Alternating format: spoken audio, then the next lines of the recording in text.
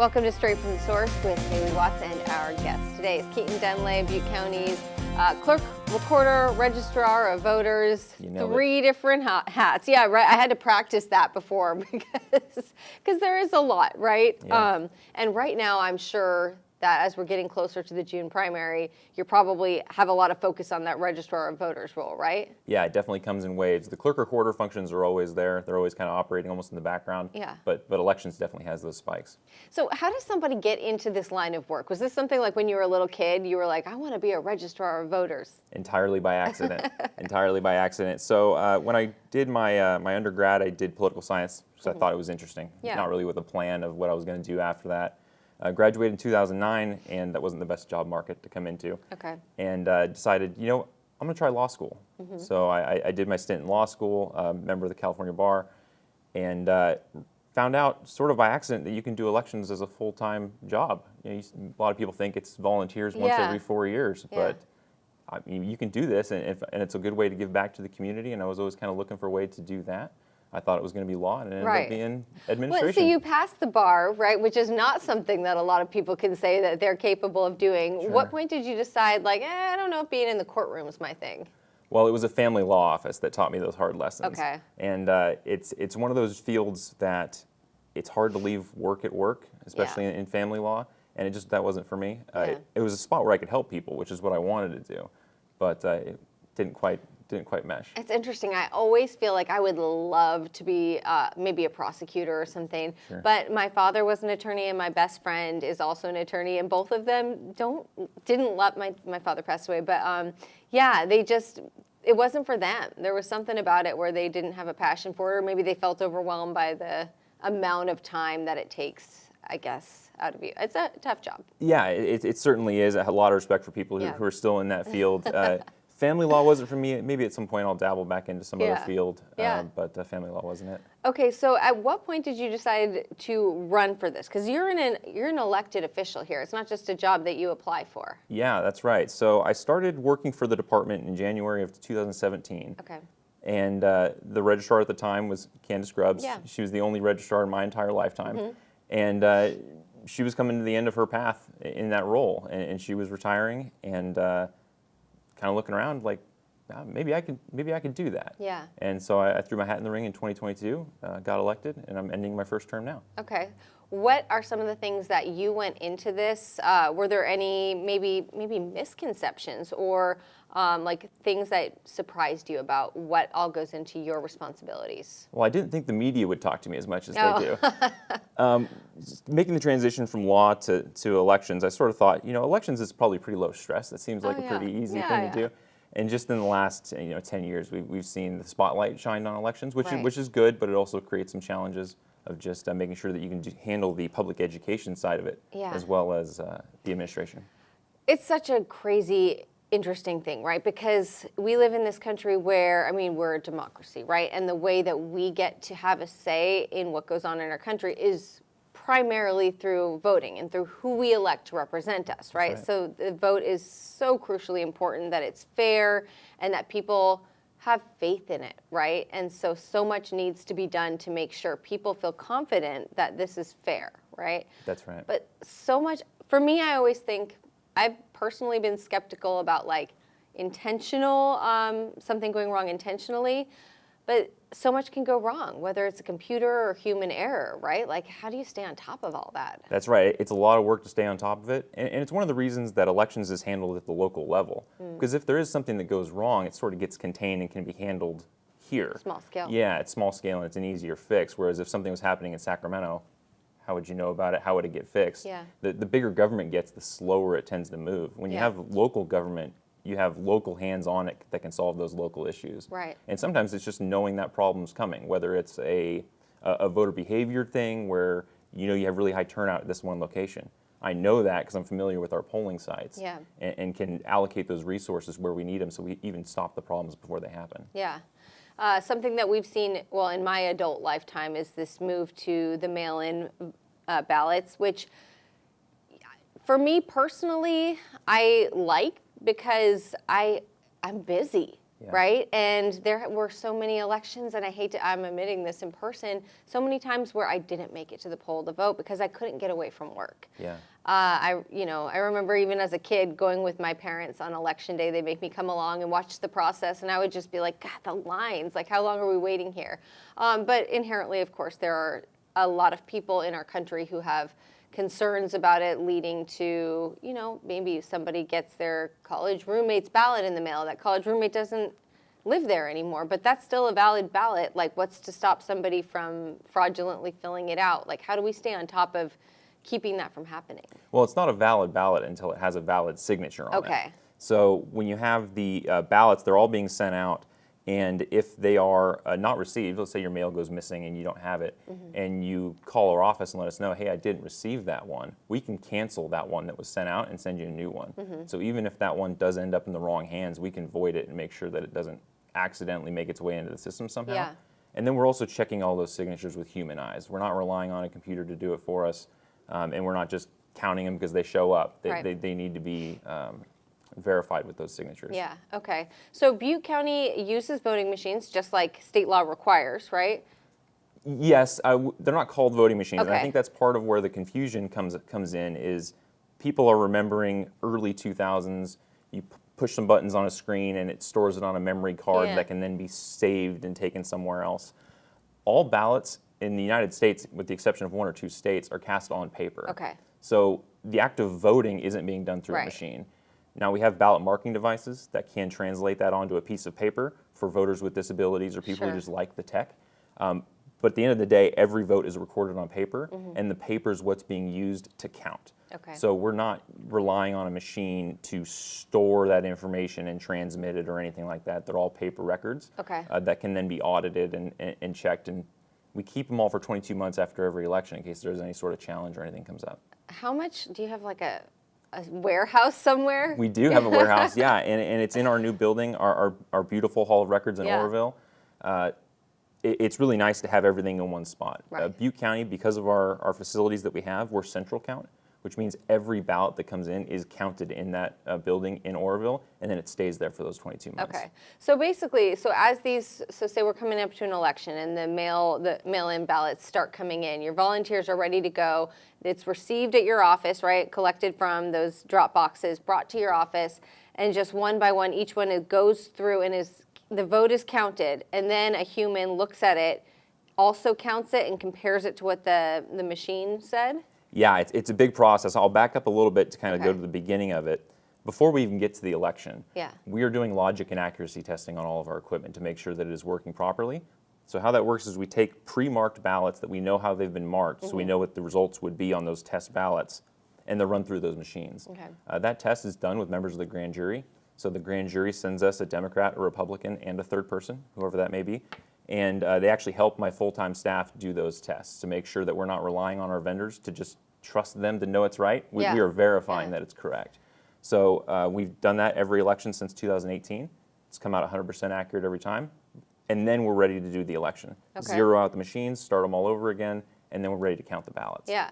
So the ballots go through the scanners, they are read, and then after the election we do a manual tally of 1% of the ballots to make sure that that 1% hand count matches what the equipment's telling us as well. Okay.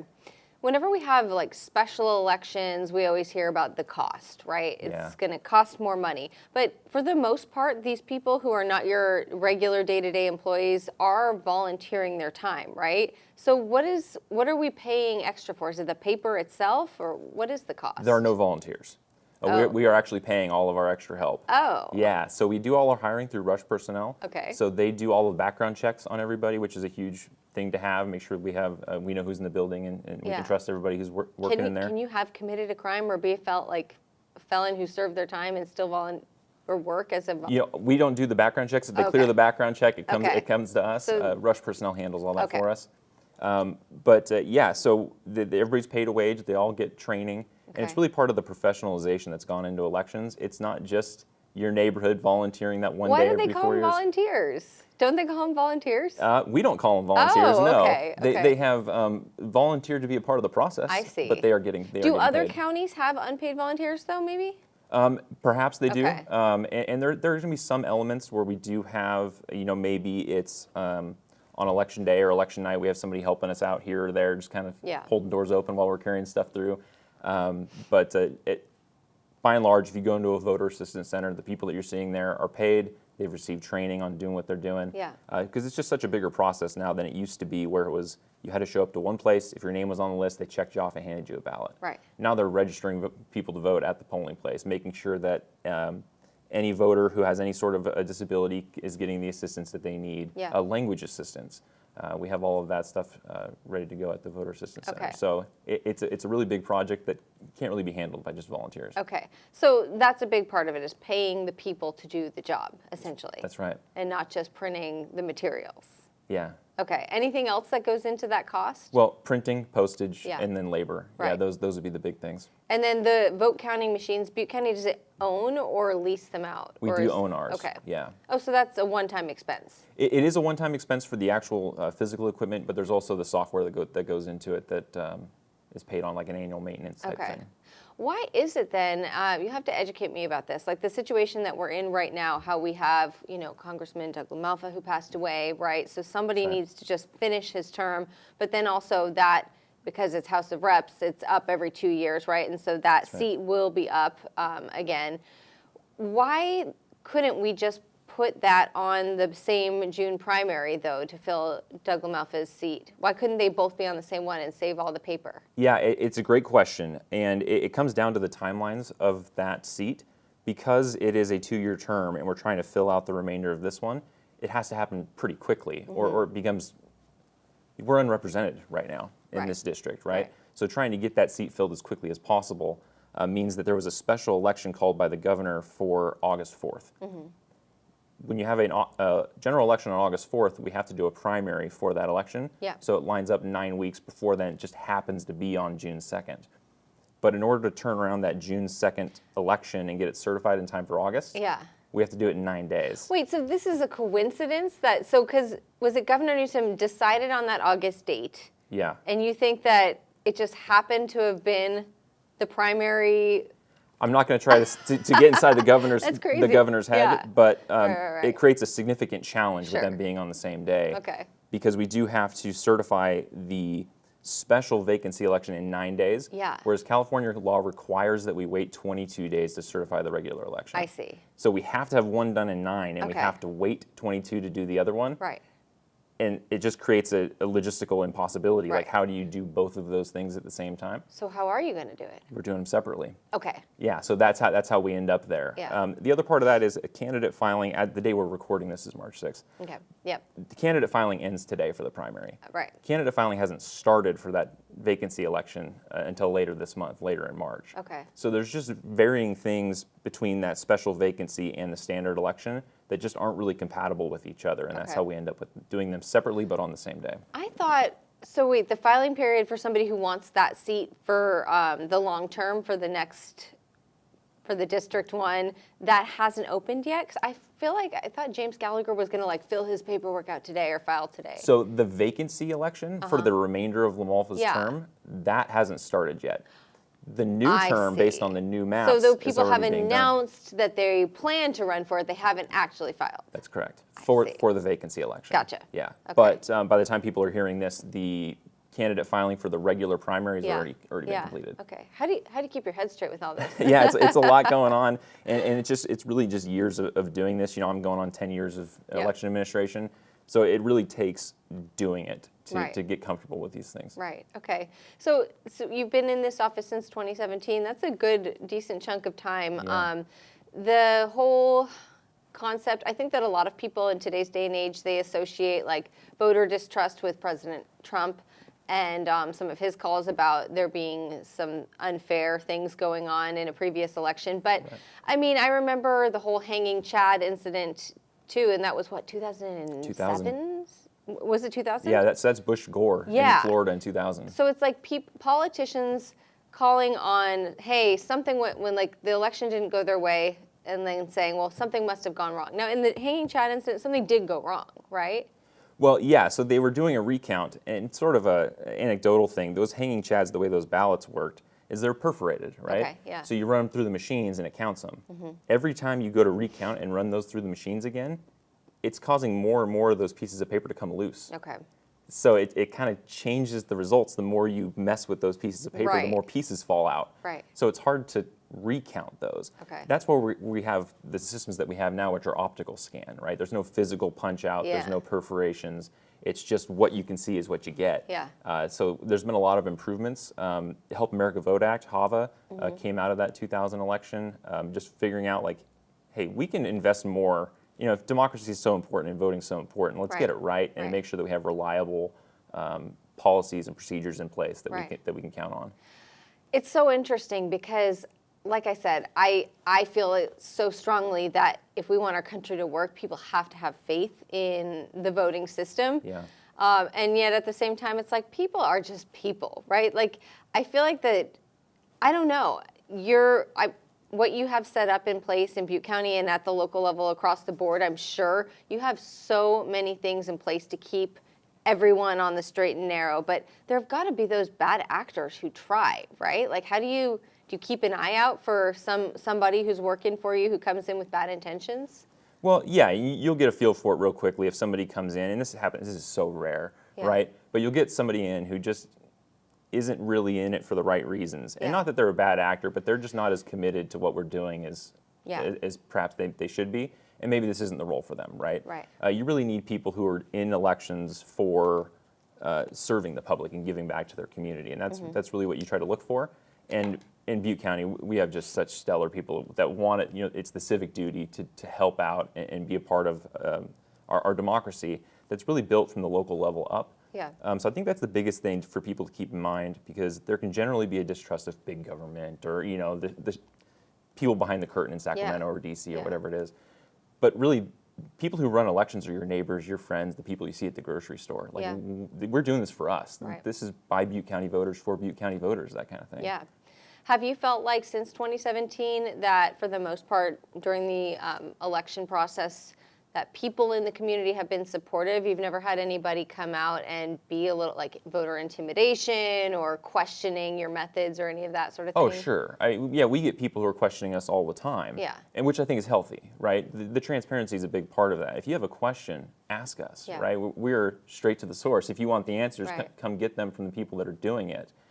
The challenges come from the people on social media or that aren't local, saying things that they're not providing evidence for, and they're not backing up, and they're just causing trouble. Right. That's a different kind of challenge than the local person who's concerned and wants answers. We're happy to answer those, and our entire process is open to the public. So if anybody wants to come by during an election, not during an election, we'll show them around the facility, show them how the sausage is made, so to speak, and just trying to educate the public so they do have that confidence, because if they're confident in the system, they're more likely to vote, and that's what we want.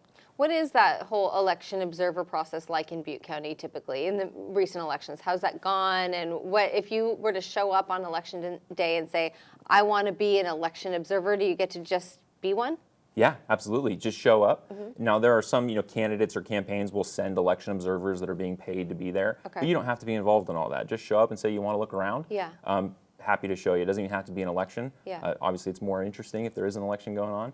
But we have public hallways through our building, and basically everything we do is in a fishbowl. So you can look through any of the windows, see what we're doing at any step in the process, whether it's verifying those signatures, opening the envelopes, counting the ballots. Right. You want to watch us do an audit, you can be present for all of that stuff. You've got to balance it though, right? Because it's like people are allowed to watch, but then you have to keep the ballots themselves private, right? Which is so important for you. So like, how do you make sure that all happens at the same time? Yeah, so the privacy comes from the individual and how that individual voted. Yeah. So once we verify the signatures on the outside of the envelope and know that ballot can now be counted, the ballot is then removed from that envelope and then taken to a different room. Okay. So the names kind of stay in one spot and the ballots are being counted somewhere else. Okay. So there's a physical separation there. Yeah. And then also when we're processing our ballots, the name and the voter information is only on one side, and we keep that face down. Sure. So even the people opening those envelopes don't see what that name is. Right. It's all being done upside down. Okay. Now, California is technically all mail-in ballot, right? But you can still go to a voter assistance center and you are given a place to privately fill it out if you need the help or want the help, right? That's right. So everybody automatically receives a ballot in the mail. Okay. But especially in Butte County, because we're a Voters' Choice Act county, you have the choice on how you return that ballot. You have the ballot drop boxes that are available, you have the voter assistance centers, or you have the mail. Or if you just want that pageantry of voting in person, you're more than welcome to do that too. You'll get the sticker. That's right. And when we do mail the sticker to everybody, and okay. so you'll get that in your packet. And the stickers in Butte County are designed by Butte Yeah. County Youth, which is a lot of fun. Yeah. Who won this year? I forget. What's the sticker going to be?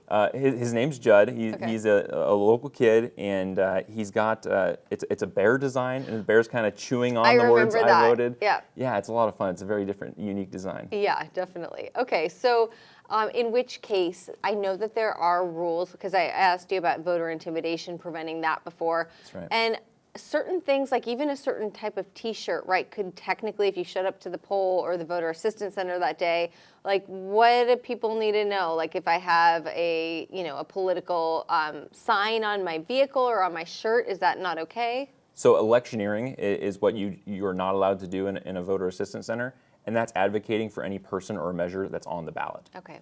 So if you showed up saying, I voted for this person, Right. You're not allowed to do that. Okay. So you need to either cover up those shirts, leave them in the Yeah. leave them in the car, that sort of thing.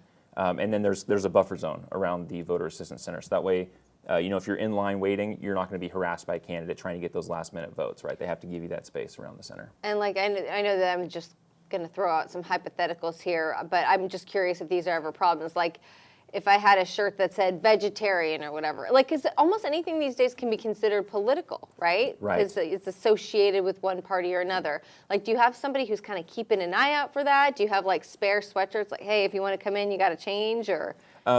We used to have some of our voter assistance center workers back when we were polling places would Yeah. have like extra large T-shirts to Yeah, like yeah. give somebody to cover up. But it's really not an issue anymore, particularly with the transition to vote by mail, right? It's not. If you were trying to campaign at a polling place, you've already kind of missed the boat. There's so many people who have already voted or are voting Right, by mail. right. It's not like you can stand there and get everybody. Yeah. Right. So it's kind of died down a little bit from Okay. that perspective. But as far as slogans or things that may be considered to be political, those aren't necessarily an issue. It's if you're advocating for or against a person on the ballot. So if you have that candidate's name or likeness on your shirt, that's where it becomes an issue. Okay. Let's talk about what I know you spoke with one of our reporters yesterday, but I think it kind of bears repeating. There's been a change, right, at the U.S. Postal Service about when and where any sort of mail is postmarked, right? Like it's not postmarked usually the day if I drop it into my neighborhood mailbox and my mail carrier picks it up. It doesn't guarantee that's the day it's postmarked. Yeah, that's right. And it's always been an issue with USPS where if you dropped it in one of those blue boxes after the pickup time, right, then it's going to get postmarked the next day. Right. It's sort of an expansion of that, where all mail, especially from Butte County, is being sent to Sacramento first, and it receives its postmark there. Okay. So it's only going to get postmarked when Sacramento gets it now. Right. Now, the November 2025 election was already conducted under those rules, and we really didn't see that big of an impact on the election experience specifically. But we would always encourage, and we've always done this, if you're waiting till the last minute to vote, don't mail it anymore, right? Yeah. You're just involving a third party in the USPS that's not really necessary. We have ballot drop boxes, we have voter assistance centers. There's 24 of those types of locations around the county. Right. Drop it off there if you're waiting until the last minute. Or if you do want to mail it, just give it a couple extra days. Mail it the week before just to make sure we get it on time. So as long as it's before like 8 p.m. on election day, if I put it in one of those official drop boxes, you're fine. That's right. Yeah, Okay. you have until 8 p.m. to either hand it to us at the voter assistance Yeah. center or put it in one of those secure boxes, and you're good. Yeah. Now, the postmark is where you start to kind of taking your own risks there, right? Right. When is it going to be postmarked? It has to be postmarked on or before Election Day. So if you're mailing it on Election Day, you're taking a risk that it's not going to be postmarked in time. Yeah, okay. Do you have people who just like show up at 8:15, 8:20, 8:30?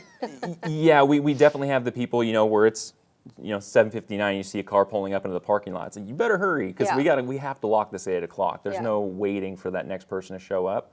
Now, if you are in line at a voter assistance center and you were in line before 8 o'clock, you're still going to be considered on time, right? We make sure everybody in line has an opportunity to vote. But yeah, if you're pulling up to the parking lot and it's 8:15, sorry, we got to cut it off. Yep, okay.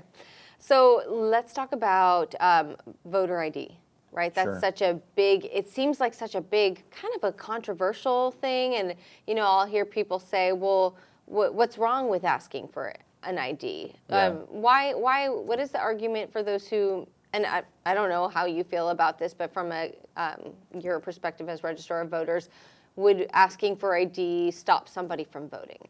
Well, I think there's some, again, kind of clarification, because there's a lot of misinformation going on about this topic. And there's the thought being passed around that California doesn't ask voters for ID and we have no idea who these voters are. Yeah. And that's just not true. So California and federal law requires that voters identify themselves when they register. Okay. So when you register to vote in California, you have to provide your name, your address, your date of birth, and then either your driver's license number or your social security. Yeah. So that information is all checked when you register. Okay. And then we have your signature on that registration that we then use to verify any votes you cast beyond that. Right. If you don't identify yourself when you register, you're what's considered a first-time federal voter. So the first time you vote in a federal election, you do have to show your ID in order to cast that ballot. See. So there are those procedures in place. I think what you're talking about when people say voter ID is they want to hand somebody their ID when they get their ballot or when their ballot's being put in the box. And just the way our system works, it's sort of front-loaded. Yeah. We do it on the registration side and not on the voting side. I'm trying to remember the process for me, because I know I never went into an official voting center when I turned 18 to register. I feel like, I don't know if I got something in the mail or I signed some petition in front of a grocery store and they're like, hey, have you registered to vote? And I just signed something there, and then I started getting stuff in the mail. So, but they probably had asked me for my social security number. That's right. Yeah, Yeah. you would have had to give them either your driver's license number or your social security number, or the first time you voted, if you did it in person, they would have had a note on next to your name saying, hey, I need to see an ID to verify that you are who you say you are. And this sounds like a dumb question, but just to verify, you have to be a U.S. citizen to vote, not somebody with a green card or on a visa, right? That's right. Yeah, you have to be a U.S. citizen to be able to vote. Okay, so so that was social security number, not just like a worker ID or something like that. That's right. Yeah. So like I said, you're providing either your driver's license number or your social security number. And with the driver's license, I know in the past people, they were giving those to whoever, but the real ID is sort of kind of created the fix for that, where you have to give them your passport. If anybody's gone through the real ID process, it's an ordeal to get one of those. Yeah. So the verification happens on the front end, and then once you're a registered voter, the idea then is we know who you are, we know that you're eligible to vote. Let's make it as easy as possible for those people to vote. Right. What about the concern that, so say I, lived with my grandma or my husband and they passed away, right? And then their ballot keeps coming in the mail, and I'm pretty good at my husband's signature at this point. How does the county work to make sure it's updated, the people who are living or non-living? It's a full-time job keeping voter registration up to date, and we do it year-round, whether there's an election going on or not. So whether somebody has been incarcerated and lost their voting rights, somebody's passed away, we get weekly reports of those voters.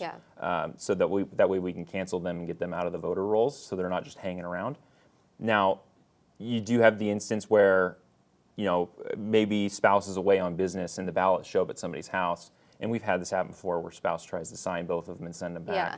The way our system is set up is when we're verifying those signatures, we can not only verify your signature against what's in the record, but your signature and all of your signatures in the past that you've ever registered with.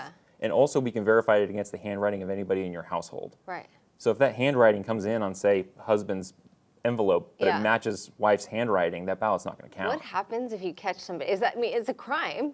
Well, right? yeah. Generally, it's a, hey, don't do that. And it was like, oh, well, he asked me to sign it for him. It's like, no. Well, so you'll reach out? Yeah, like absolutely. If you find something that looks like it's been forged, you'll contact them? Yeah, so what we have to do is contact the voter and say, hey, wait a minute, was this you? Because it doesn't match your signature. And we'll generally get back, no.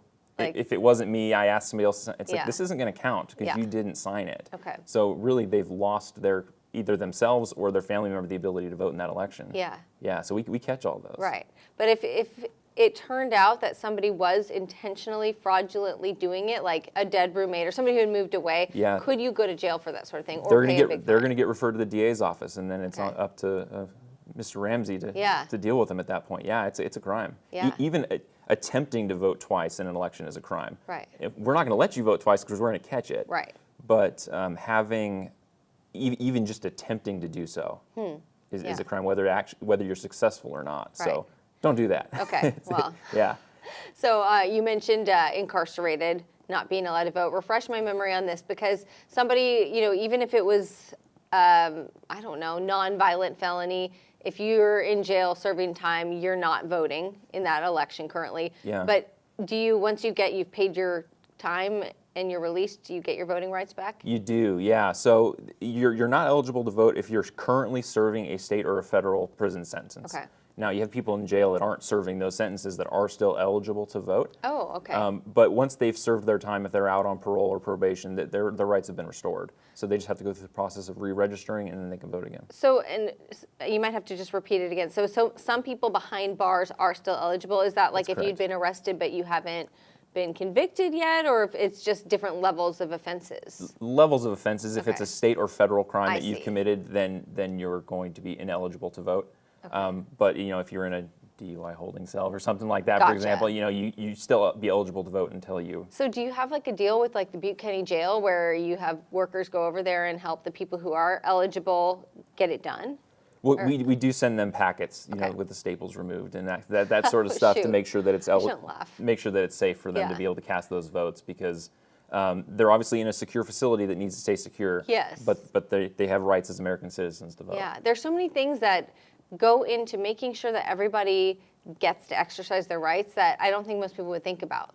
Yeah, elections is a very complicated system. Yeah. And because we've had 250 years to get to here, right? Right, It right. didn't just happen overnight. So Yeah. it sort of becomes patchwork in some areas, but everything is in there for a reason.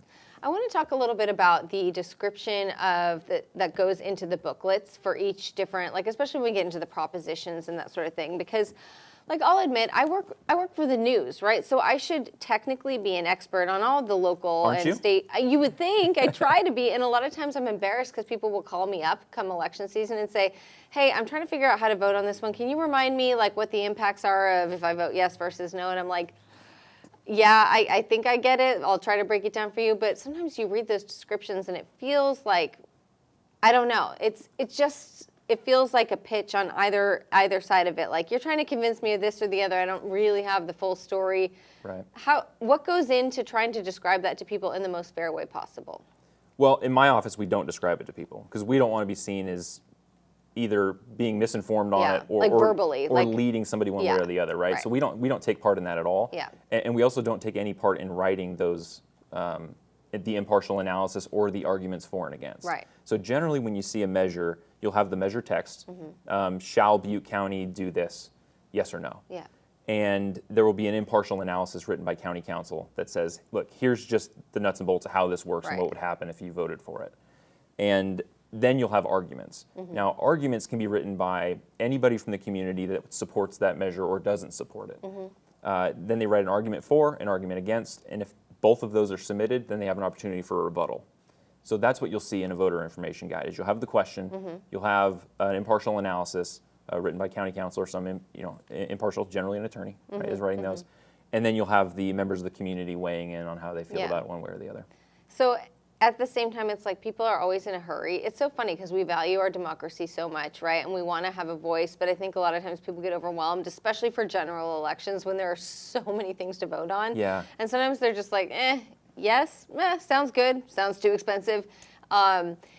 Is there any other way besides just like, hey, just give yourself an afternoon on a Saturday and just really put some thought into this? Is there any other way to like better educate yourself without feeling overwhelmed? Well, I think that a huge part of that is vote by mail. You have your ballot and your voter information guide 4 weeks before the election, or Yeah. 3.5 weeks before the election, right? So yeah, set some time aside, sit down with anybody in your household or somebody that you trust, or just yourself if you want the time to kind of focus on it, and read it. Yeah. And give yourself the time to think, hey, I don't really understand that. We've all got a computer in our pocket, Yeah. or a way to look it up. Head down to the library. Right. Do your own research and really become an informed voter. And in that way, when you are casting those ballots, one, you'll know it's counted and it's being counted accurately because that's Yeah. what we do. And you'll feel good about how you voted in that election. I wonder how AI is going to play into this, right? Because Yeah. I have to admit, I have, in the last 6 months, started a relationship with ChatGPT. And by that, I mean, like, I feel like it's my personal assistant sometimes, Yeah. right? Because it remembers your answers, it remembers things you said 2 weeks ago, and it'll kind of blend that, cater how it responds to a question based on what it already knows about you. Yeah. So I'm curious if people are to say, hey, ChatGPT, what can you tell me about Prop 36? And if it's going to start like thinking about what it knows about you in how it answers. Yeah, then you're know? asking your social media algorithm what it thinks about you or how it thinks Exactly, you vote. right. Yeah, I don't know. And obviously there's different providers, if you're using Clio or whatever they're Right. called. I'm not the most well versed in ChatGPT. I've had it write a best man speech for me in the past. Yeah. Things like that. But we don't use it. Yeah. Generally when we're doing elections. But yeah, it would be very interesting to see, and I'm sure people who are smarter than me would figure out how that might influence a voter Yeah. one way or the other. But Yeah, we'll see. I mean, Yeah. it's going to have an impact on our world in so many different facets of society and how we all think and make decisions. But I don't know. Yeah, how it affects elections remains to be seen. I suppose. It's part of our world, and if those are the things that people are using to form their opinions, however they choose to form them is valid, right? Right. That's why we all have a vote, and you always just see how it comes out in the results of the election. Yeah. So I had Joanna Siskett in here a couple of days ago, just kind of by random coincidence, actually. Sure. And she was talking about some of her experiences and how, like, a recent election, they found somebody had hid a trail camera in, like, behind the scenes and was just kind of, like, secretly, covertly recording in their case, volunteers. Sure. Have you ever had anybody do anything that was just, like, kind of, like, wild like that in terms of interfering? Not really. I mean, if you wanted to come see what's going on, just walk in the building and ask, Yeah. right? We don't, at least I feel like we haven't put the people in a situation where they need to catch us doing something. Right. Just come in and see it for yourself. You don't need to set up a trail cam to do that. Just come on in and we'll show you what we're doing. Yeah, okay. So we talked a lot about elections, and you answered most of my questions. Yeah. But you know better than I do what people are thinking about and worrying about going into the primary or the upcoming general election. Is there anything you want to kind of clarify? Yeah, I think that because this primary election is going to be unusual, just kind of reiterating that to voters, we still about 3 months away, but every voter is going to be getting 2 packets in the mail. We're not sending you 2 on accident, right? Yeah. It's not an accidental duplicate. You are eligible to vote in both. You don't have to pick one or the other. So you're going to receive 2 packets. They're going to be color-coded. They're going to say what election they're for on them. One's for the Congressional District 1 vacancy election, and one's for the regular primary. Yeah. Vote both of those ballots, put them in their respective envelopes, and get them back to us. However you choose to do that, in-person ballot drop boxes or timely in the mail, and we'll have a successful election. Okay. So tell me now a little bit more about the other things that you do. We've got a little time left. What does it mean exactly to be the county clerk, county recorder? Well, my building is called the Hall of Records. It's the Hall of Records for a reason. So we have birth, death, marriages. All those records are stored in our office. Also fictitious business names. Somebody starting a new business, they have to record the name of that business with us so that people in the public know who they're dealing with when they interact with that company. What do you say fictitious then? Because it's a name that they've made up. Oh, I see. For, Okay. it's if you want to call your dog grooming shop or whatever name you come up with Right. Sparky's Dog Grooming. Sure. You've made that name up. Okay. It's not a real person. I see. It's not Haley's Dog Grooming. Right. Okay. So that's why it's fictitious, and that's why it needs to be recorded so that people know who's behind that Sparky's Dog Grooming. Okay. So that's sort of the clerk functions. The recorder functions are property for the most part. So if you own a home and you're trying to sell it, you need to prove that you own the home outright, or if there's a mortgage on it, all that stuff is recorded in our office as well. So in a way, our office kind of keeps track of who everybody is, what they own, and elections keeps track of how we as a community think. Right. So we're sort of who we are, trackers. what we own, and, Yeah. and how we think collectively. Now, all of this information, it's public record, right? Like, could somebody come into the Hall of Records and find out, like, who owns that house on whatever lane? Yeah, we do have a research area where they can come in and do some work, whether it's, they want to look back to the 1800s and figure out sort of their lineage and how far back their Oh, that's cool. the property goes, or if it's just something where they're looking in to buy a home and they want to make sure that, Right. Or if I'm noticing that down the street it looks like they're building a really cool climbing gym or something and I want a reporter to look into it, I send them your way to find out who is starting that business? Well, yeah, if they filed an FBN with us, you would have that information. Now, if you're looking for somebody pulling a permit, that's going to be development services. Sure. That is a different department. But yeah, so it's public records. Obviously, with birth certificates and marriages, that stuff's not just freely to look up, but property records are. Yeah. And that's one of the things that really separates really like a first world country from a third world country, is that you have property and it's yours and you can prove it, and you don't have some warlord that can just come and take it from you, right? We have those procedures in place to protect property and who owns it and how they own it and who they own it with, all that stuff. Do you feel like that home ownership is staying pretty steady these days? Because I know that it's getting, mortgage rates are pretty high still, not as bad as they were, but are you still seeing a lot of people becoming new property owners? Well, that's not something necessarily that we track, but I will say that property transfers have definitely slowed down. They are very slow. The last 3 years, we're looking at like 40-year lows in the last 3 years. That does not surprise me. Right. Yeah. Well, and it's easy to understand why when you have people who have a 3.25% mortgage rate, they're not going to go buy a house at 7% or 6% or whatever it is now. So we've definitely seen slower property transfers. Whether those are first-time home buyers or not, that's not really something we track. But yeah, it's certainly interesting. When I got married was a really good time for mortgage rates, and it's so funny because I was telling you my stepsons are, they're older, they're in their teen years, and they don't need the big yard and the pool anymore. And gosh, I want to downsize so badly, but it's just not going to happen. It doesn't make sense. Right. I think a lot Yeah, of those people are in interest that rates boat. are holding people back. Yeah. Okay. Interesting. So, okay, you're going to be very busy for the next few months. I'm sure you always are, right? Because we have elections all the time. That it seems like it, yeah. Do you ever get time for yourself? I know you're from here, you're born and raised, right? You have young children. That's right. What does your ideal time to yourself look like? I like to get outside when I can. Yeah. I try to golf, paddleboarding, hiking, that sort of thing, just to kind of get out and in nature. I also like the turn your mind off kind of movie, just something that I don't have to think about too much, just kind of relax. So that's kind of how I spend. So paddleboarding, you do like the Afterbay or like Lake Almanor with the choppiness? I try to mix it up a little bit. If you do like the forebay. Or the forebay, that's the easy one. Yeah. Afterbay would be hard. Yeah, the forebay, I tell you what, that water's cold in there. It's cold. It's much warmer if you're up on the actual lake. But hey, we try to mix it up, move around a little bit.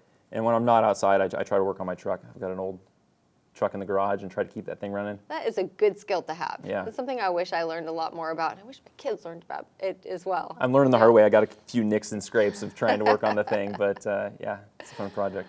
Okay, well, Keaton Denlay, thank you so much for being here. I feel like I learned a lot about this, and going into the upcoming election, I think I have a good idea of what we need to know, and I think this will help our viewers. Any final thoughts for people? Make sure you're registered to vote and vote in the elections. Okay, well, thanks for being here. Thank you so much. Thanks for listening today. I decided to offer this podcast after enough of you let me know that you wanted a deeper dive into certain stories than you get on our TV broadcasts. We elect certain people to represent our voice, but who are they really? My hope is that this podcast answers that question. I love your feedback, and I want to know who you'd like to hear from next. Just fill out that comment section and leave us a review on Apple Podcasts, YouTube, or Spotify.